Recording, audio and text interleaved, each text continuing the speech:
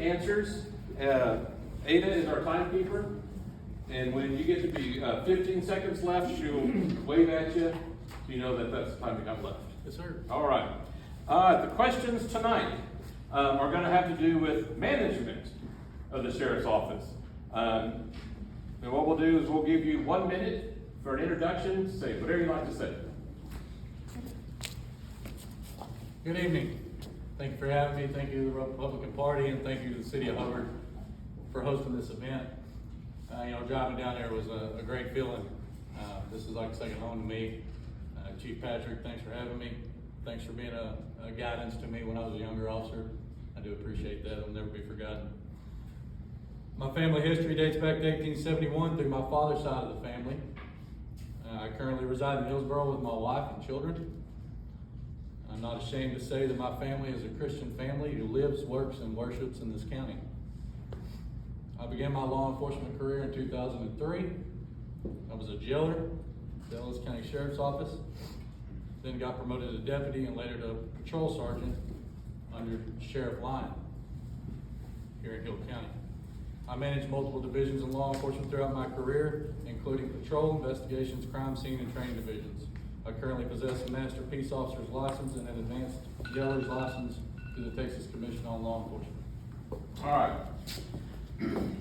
So our first set of questions are going to be about the budget. The sheriff's budget makes up the largest portion of the county budget, which only exists because the citizens of Hill County pay their taxes. We want to know how you will manage the taxpayers' money. So your first question is, this will be a 1 minute answer. What is the budget of the sheriff's office? And give us details of that budget. Yes, sir. The sheriff's office makes up the largest portion of the county budget. The current budget of the office is $8,482,442. Law enforcement side makes up the largest portion, which is $3,484,588.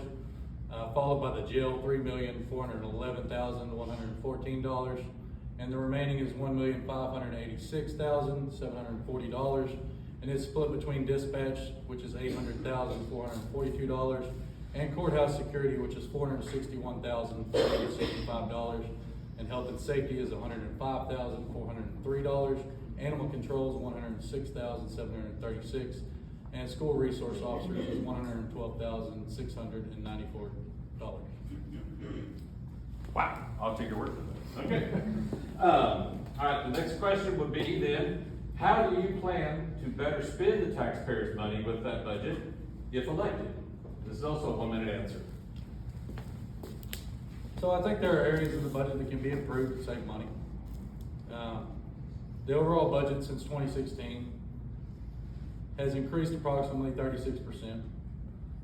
While some areas are expected rise of cost, basic items and services, I believe some line items can be significantly reduced. So since 2016, the sheriff has had a turnover rate of over 215%. With each employee that is hired, there are several costs that incurred, including but not limited to medical, psychological evaluations, uniforms, equipment, basic licensing and training, corrections and dispatch, field training, and benefits. These costs are passed on to the taxpayer each year, and I would like to work hard to find a way to significantly reduce those costs. Our next set of questions will be about the workforce of the sheriff's office. The sheriff's office cannot perform its duties without good people who are willing to also be servant leaders. We want to know what you know about the people of the sheriff's office. So the first question, and this will be a 1 minute answer, tell us how many positions there are at the sheriff's office and what are the duties of these positions. So last time I checked, it said 87 full-time employees and 1 part-time employee. That does not include the position of sheriff. So of these positions, let's see. I know there's CID, so I believe they're supposed to have 6 spots. I'm not sure how many they have at this point. You have your ranking structure, so you have your chief deputy, your captains, lieutenants, patrol, captain, lieutenant over jail. You have your field sergeants, and I'm not sure if the sheriff's office currently has any corporals or not, but most of the time they'll have a corporal on a shift. And then you have your dispatch supervisors and your dispatchers. I don't know how much civil process goes on at the sheriff's office anymore, but back in the day we had several, so we had somebody over that as well. Okay. All right, we talked about all those positions, and we talked about the, turnover. Everybody has to deal with turnover. So how would you go about filling those positions, and how would you go about working to retain employees? 1 minute answer. So I think social media is a good way to recruit folks to come to work with the significant raise that they got. They're pretty competitive now with the pay in different areas. Also, I'm real big on training. I'm real big on recruiting at the department I currently work for. I feel like that if we could have a couple faces from the office, if I'm elected, go to these local police academies, talk to them, introduce ourselves, really sell the side of Hill County that a lot of people don't get to see, and hopefully these folks will come and work with us and stay here. That's the main goal.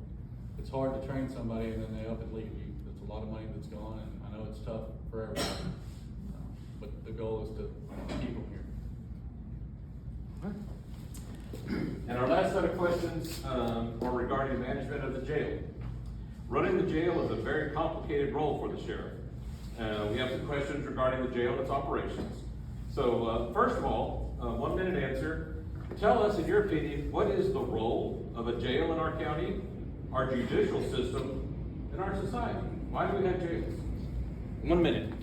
All right, so the jail first and quite often is the last step in the criminal justice process.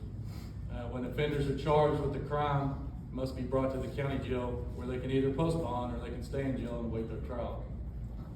If the offender is ultimately convicted of a crime, they can be ordered to serve their sentence either in the county jail or at the Texas Department of Criminal Justice. I feel that the judicial system plays a big role in it. I think that the deputies, the sheriffs, they need to understand how our prosecutors want cases filed, and they need to make sure they're done properly, so that the process is not only fair for the officer, but for the defendant. They shouldn't have to sit in jail for a long time because of some sort of mess up on paperwork or anything like that. Second question, also 1 minute answer. Tell us what you think is successful and what is not successful with our jail. So the jail, the sheriff's office as a whole, they're full of great employees. Unfortunately, they've had several issues in the jail over the past 2 terms. Failed jail inspections, in custody deaths, escaped inmates. Understand things happen. On multiple occasions, the Commission of Jail Standards found the jail to be in non-compliance on multiple issues. Just a few to name. Inmates being improperly classified, missed late rounds checks. In one year, that was over 16%. More than one occasion, this has been done. So to me, this sorts out a problem that's ongoing and it needs to be properly corrected.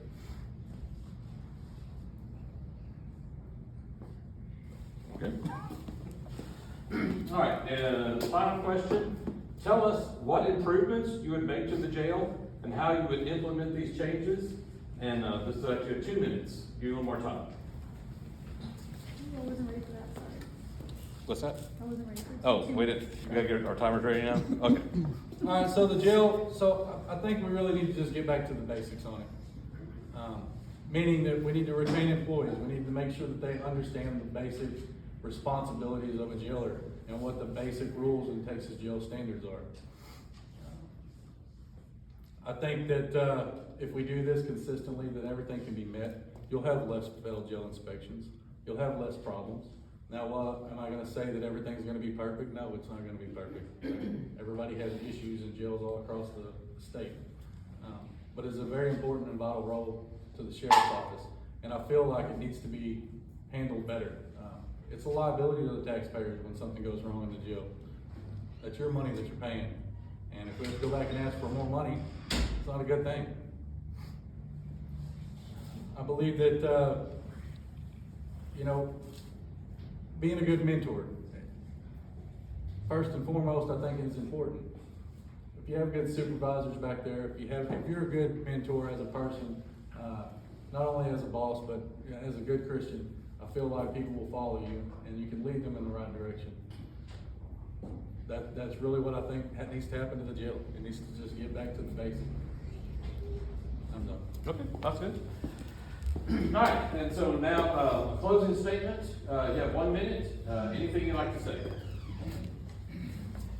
All right, first off, thank you, Hubbard. I appreciate it, allowing me to come out here and just tell a little bit about me, a little bit about what I would do if I were to become sheriff.